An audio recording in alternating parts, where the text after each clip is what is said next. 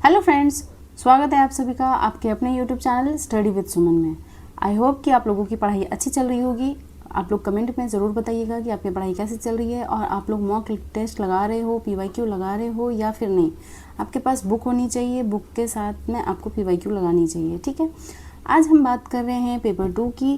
Paper 2 में आपका ये हो सकता है SST हो सकता है आपका साइंस हो, कुछ भी हो सकता है। लेकिन कुछ लोग अभी पढ़ना स्टार्ट कर रहे हैं, कुछ स्टूडेंट हैं अभी होश आ रहा है कि हाँ 10 दिन 15 दिन पढ़ लेंगे सीटेट क्लियर हो जाएगा। बट सबका नहीं हो पाता है। जो पीछे से कंसिस्टेंसी से थोड़ी बहुत अगर आप लोगों ने तैयारी की है, अगर आप इन बचे हुए समय में अगर मेहनत करोगे तो डेफिनेटली क्वालिफाई कर जाओगे। लेकिन अब इन 10 दिनों में भी सीरियसली लेना पड़ेगा। अब आप ऐसे सोचोगे कि नहीं बस वीडियो देख लिया हो गया, ये भी तो नहीं करना है ना। तो किस तरह से क्या पढ़ना है, कैसे पढ़ना है SST का, क्योंकि इतने लंबे सिलेबस है, हर एक चीज़ को डिटेल में पढ़ पाना इन 10 दिनों में पॉसिबल तो है नहीं। तो यही चीज़ मैं आपको इस वीडियो में बताने वाली हूँ। अंत तक ज़रूर बने रहिए, ठीक है। अगर आप पेपर 2 को दे रहे हैं तो लास्ट तक ज़रूर देखिएगा।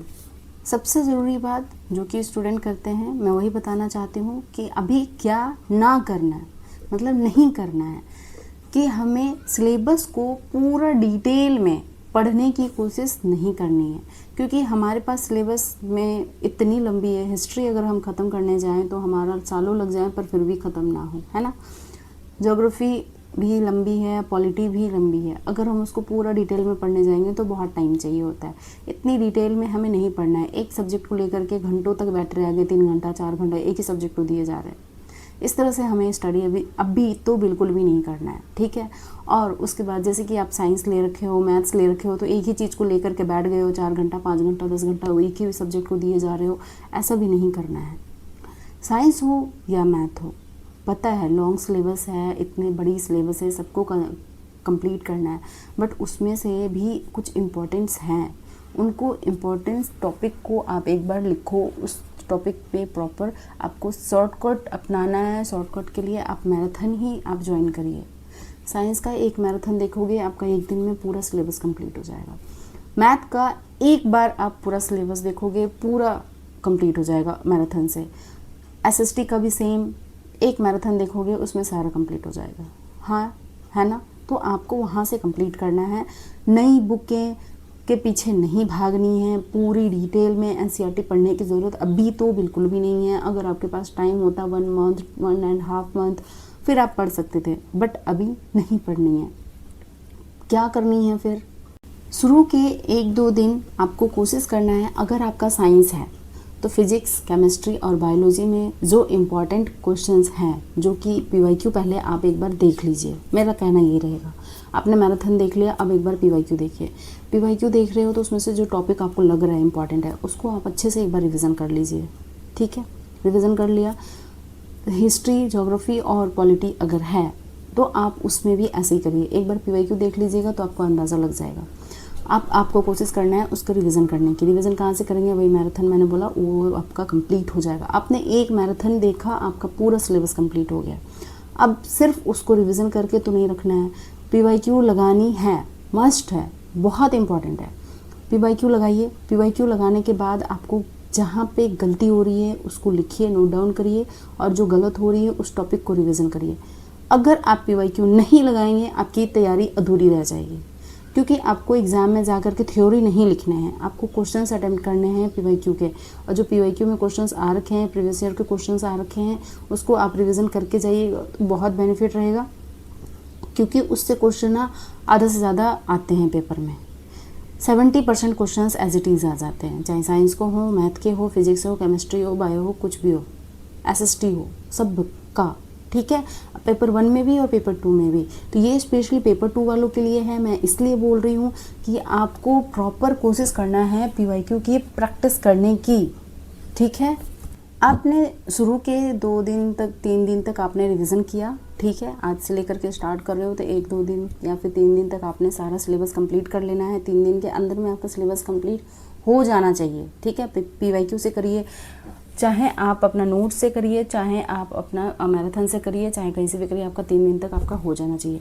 लेकिन आपको कोशिश करना है, चौथा दिन जब स्टार्ट होता है, चौथा 5वां दिन, आपको डेली एक PYQ लगाना है। अगर आप अभी तक में सिलेबस कंप्लीट कर चुके हैं तो आप डेली एक PYQ लगाइए। डेली PYQ से आपका डाउट निकलेगा, उस डाउट का डाउट नोट बनाइए और जो क्वेश्चन गलत हो रहे हैं उस क्वेश्चन से नहीं, खुद से पूछिए कि ये वाली क्वेश्चंस मेरी जो गलत हुई है वो क्यों गलत हुई है, क्या आपने वो गलती की है, अच्छा ये तो मुझे आता था बट गलती हो गई, कोई बात नहीं, अगली बार मैं सॉल्व कर लूँगी, ध्यान दूंगी।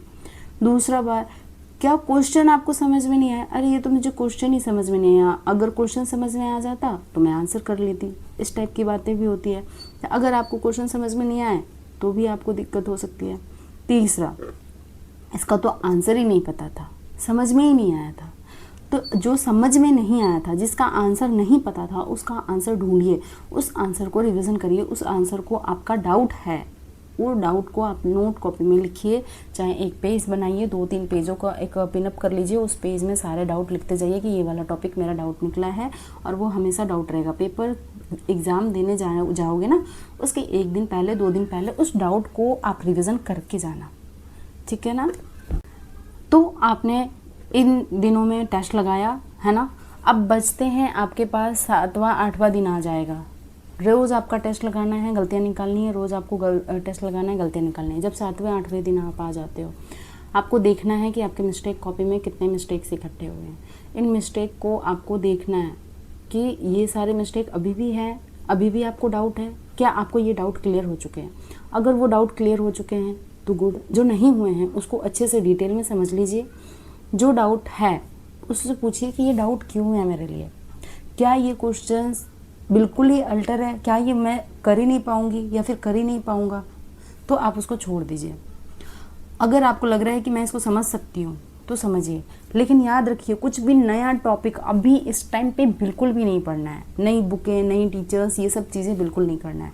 आपको जो आ रहा है उसी को स्ट्रॉन्ग बनाना है। सपोज़ कि आपने टेस्ट लगाया, टेस्ट में 100 आउट ऑफ 70 आ रहे, आए 80 आ रहे, 85 आ रहे, कुछ भी आ रहे, 90 आ रहे, 95 आ रहे, लेकिन उसमें जो गलती हो रहे हैं, आप क्या करते हो, स्कोर देख लिया 70 आ गए, अब बंद करके रख दिया, 80 आ रहे बंद करके रख दिया। बंद करके नहीं रखना है, वहीं से तो असली खेला शुरू हो रहा है, वहीं से तो असली स्टडी, जो असली जर्नी है वहीं से स्टार्ट हो रही है। आप ख़त्म हो गया टेस्ट, आप बोलते हो बस ख़त्म हो गया, नहीं, वहीं से स्टार्ट होगा। क्या करना है, जब आपका 70 मार्क्स आए, कितने गलत हुए, 50 एंड 30, 80। अगर आपके 80 आ रहे हैं तो आपके 50 एंड 20, 70 गलत हुए। अगर आपके 100 आ रहे तो आपके 50 गलत हुए। तो ये जो 50 गलत हुए, इन गलत हुए क्वेश्चन में से सबसे ज़्यादा कौन से सब्जेक्ट से आपका कम मार्क्स आए, उन सब्जेक्ट को अभी आप रिवीजन करिए, अभी स्ट्रॉन्ग करिए। इन दिने बचे हुए दिनों में उसको आप अपना इतना स्ट्रॉन्ग बना लीजिए कि आगे जा कर के कम से कम एटलीस्ट 5 नंबर से ज़्यादा आपको दे सके वो क्वेश्चन उस टॉपिक में, उस सब्जेक्ट में। फिर देखिए कि उससे ज़्यादा, मतलब उससे कम मार्क्स और किस में आए हैं। जो कम वाले मार्क्स आते जा रहे हैं, डेली आप टेस्ट लगा रहे हैं तो डेली किसी में एक में ज़्यादा आएगा, किसी में बढ़ेगा, फिर उसमें कम हो जाएगा, फिर उसमें बढ़ेगा। जिसका कम आता है उसका रिवीजन करते जाइए। मेरे साथ भी ऐसा होता था। मैं जब CDP का टेस्ट, मतलब पूरा फुल लेंथ का डेली टेस्ट लगाती थी, आज CDP का 27 आया, मैथ्स में 24 आए, हिंदी में 18 आ गया, इंग्लिश में 20 आ गए। फिर मैं कल टेस्ट लगाऊंगी, CDP में 25 आ गए, मतलब कम हो गए, इंग्लिश में फिर 13 आ गए, 14 आ गए। 10 मार्क्स का अप डाउन होता था मेरा मैथ्स में। तो इस तरह से थोड़ी बहुत अप डाउन होंगी आपको, क्योंकि क्वेश्चन जो है ना हर साल का अप डाउन है। किसी का थोड़ा सा मॉडरेट है, किसी का थोड़ा सा इजी है, किसी ईयर में ना पूरा घुमा के क्वेश्चन पूछा गया है। हो सकता है कोई एग्जाम का जो ईयर है पुराना, प्रीवियस ईयर का, वो आपको टफ लग रहा होगा। कोशिश कीजिए प्रैक्टिस करने की, प्रैक्टिस से ही आप अच्छे से इम्प्रूव कर सकते हो। यहाँ पे मैं भी बताऊँगी और कहीं पे भी आपको ही बताया ही जाएगा। करना आपको है, सॉल्व आपको करना है।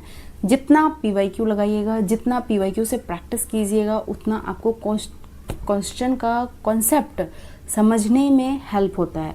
पहले तो आप क्वेश्चन की पैटर्न को समझिए। आजकल क्वेश्चन का पैटर्न क्या आ रहा है, कथन कारक वाले, क्योंकि पेपर 2 में तो भर भर के है।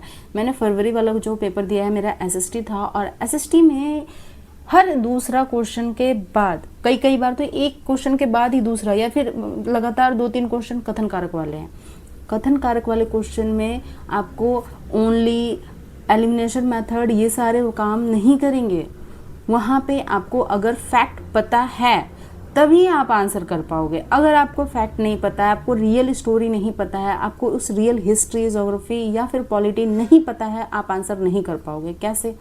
कथन में कोई एक कॉन्सेप्ट दिया होगा, चाहे हिस्ट्री का, चाहे ज्योग्राफी का, चाहे पॉलिटी का, वो कॉन्सेप्ट पूरा प्रॉपर ऑथेंटिक होती है, वो चीज़ें रियल होती है, जो चीज़ें एकदम फैक्ट होती है। सपोज कि स्नानागार के बारे में दे दिया, हड़प्पा सभ्यता के बारे में दे दिया पहली लाइन में, दूसरी लाइन में बोलेगा कि स्नानागार लोथल में था, या फिर बोल देगा कि मोहनजोदड़ो में था।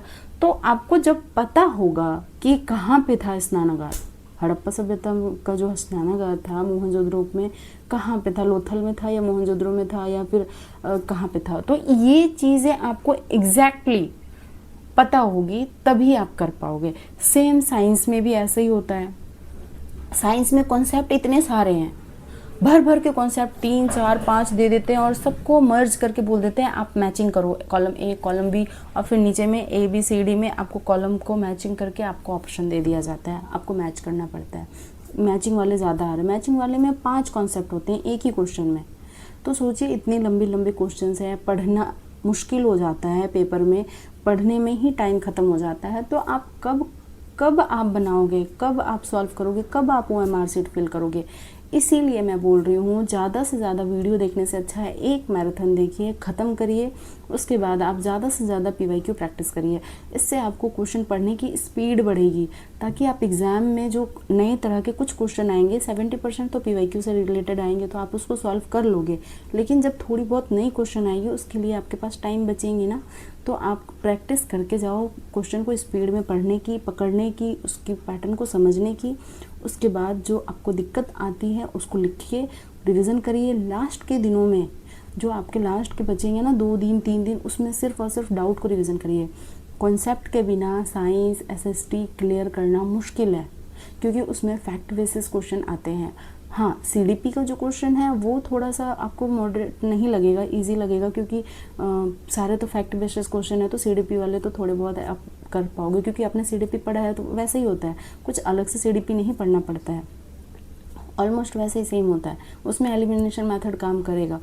बट जो साइंस वाले क्वेश्चन है, जो मैथ्स वाले क्वेश्चन है, उसमें क्या एलिमिनेशन करोगे? आपको कैलकुलेशन करना ही पड़ेगा। जब तक कैलकुलेशन नहीं करोगे तब तक आप सॉल्व कैसे करोगे, तब तक आंसर कैसे आएगा?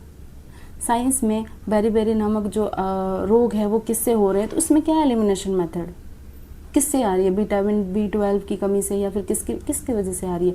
तो इस तरह से आपको पता होगा कॉन्सेप्ट, तभी आप कर पाओगे। इसीलिए कॉन्सेप्ट पहले क्लियर करना है आपको। नई चीज़ें, नई सोर्स, नई बुक नहीं खरीदनी है, नई टीचर नहीं लेने हैं, नए वीडियो नहीं देखने हैं। आपको जहाँ से पढ़ रहे हो गुड, आपके पास नोट्स हैं, आप उसको रिवीजन कर लीजिए। नहीं है तो मैराथन देख लीजिए। उसके बाद ज़्यादा से ज़्यादा PYQ प्रैक्टिस करिए। PYQ प्रैक्टिस करने के बाद आपका बहुत सारा टाइम मैनेजमेंट होता है, बहुत सारा आपका गलतियाँ कम होती है, बहुत सारे आप टाइम बचा लेते हो, बहुत सारे क्वेश्चन आपके दिमाग में छप जाता है, और पेपर में as it is PYQ questions आते हैं, जो कि बहुत हेल्प करता है आपको क्वेश्चन को सॉल्व करने में। अगर मान लो कि कुछ ऐसे 4-5 क्वेश्चन आ गए जो कि PYQ के हैं और एज इट इज़, तो आपको एज इट इज़ गोला भरोगे ना बस, है ना। इसलिए मैं बोल रही हूँ गोला भरने की प्रैक्टिस, सब चीज़ का प्रैक्टिस करके जाना। और अगर आपको इससे रिलेटेड कोई भी दिक्कत आती है पढ़ने लिखने के लिए, तो मैं हूँ ना यहाँ पे, आप कमेंट कर दिया कीजिए, ठीक है। इन 10 दिनों की जर्नी में अगर आपको सीटेट क्वालिफाई करने हैं तो सीरियसली आप इस वीडियो को फॉलो करके देखिए, आपका पेपर 100% क्वालिफाई हो जाएगा। और आपको लैंग्वेज 1 अगर आप कर रहे हो पेडागोगी, तो आप लैंग्वेज 2 का टेंशन मत लीजिए, क्योंकि लैंग्वेज 1 और लैंग्वेज 2 का पेडागोगी सेम होता है। तो आप उसमें टाइम वेस्ट करने की बजाय आप अपना कॉन्सेप्ट क्लियर करने में ध्यान दीजिए, और इन दिनों का टाइम का सही से उपयोग कर लीजिए, ठीक है। अगर कोई दिक्कत आती है तो मैं जब लाइव आती हूँ तो आप मेरा लाइव सेशन ज्वाइन कर लीजिए, आपके डाउट क्लियर हो जाएंगे। अगर वीडियो पसंद आया होगा तो लाइक ज़रूर कीजिएगा, ठीक है। चैनल को सब्सक्राइब कर लीजिएगा। मिलते हैं अगली वीडियो में। आज के लिए बस इतना ही, बाय बाय।